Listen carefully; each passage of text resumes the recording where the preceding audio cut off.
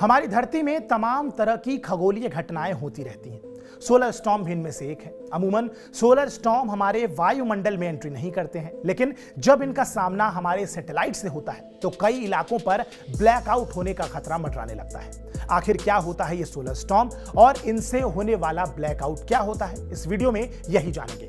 20 साल बाद ताकतवर सोलर स्टॉर्म धरती से टकरा चुका है, जिसके चलते तस्मानिया से लेकर ब्रिटेन के आसमान में तेज बिजली कड़की, साथ ही कई सैटेलाइट्स और पावर ग्रिड्स को भी नुकसान पहुंचा है। सोलर स्टॉर्म की वजह से कई देशों में रंग बिरंगी रोशनी भी देखने को मिली। जान लेते हैं कि ये रंग बिरंगी रोशनी आखिर कहां से निकलती है। जैसा कि हम जानते हैं कि हमारी पृथ्वी का एकमात्र लाइट हाउस सूर्य है। हालांकि बाकी सोर्सेज से भी हमें रोशनी मिलती है, लेकिन वो सूर्य के मुकाबले बहुत कम होती है।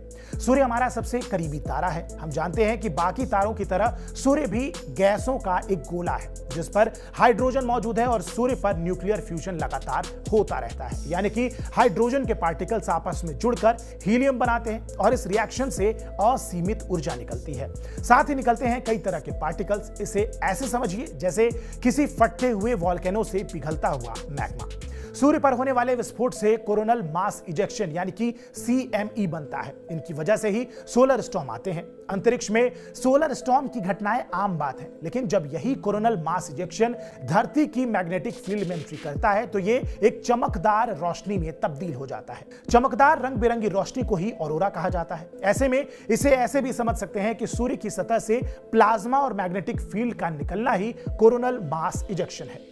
सौर तूफान हमारी पृथ्वी की मैग्नेटिक फील्ड को डिस्टर्ब करते हैं। इनकी वजह से पावर ग्रिड को नुकसान पहुंचता है। विमानों में टर्बुलेंस भी हो सकता है। अंतरिक्ष यान अपना रास्ता भी भटक सकते हैं। सोलर स्टॉर्म की वजह से सैटेलाइट कम्युनिकेशन भी ठप पड़ सकता है। इसे ब्लैकआउट होना कहते हैं। साथ ही इससे निकलने वाले रेडिएशंस एस्ट्रोनॉट्स को भी गंभीर नुकसान पहुंचा सकते हैं। ये सौर तूफान अक्टूबर 2003 में आए हैलोवीन तूफान के बाद दूसरा सबसे बड़ा सोलर स्टॉर्म माना जा रहा है।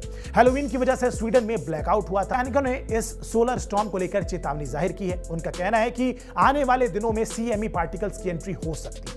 अगर बात दुनिया के सबसे शक्तिशाली सौर तूफान की करें तो यह साल 1859 में आया था।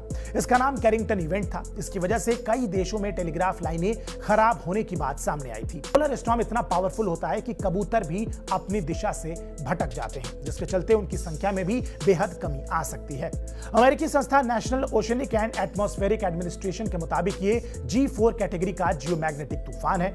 इससे blackout, high frequency radio wave का खतरा है। साथ ही वैज्ञानिकों ने कम्युनिकेशन, सैटेलाइट, एयरलाइंस और पावर ग्रिड को गंभीर नुकसान पहुंचने की आशंका भी इसमें जताई है।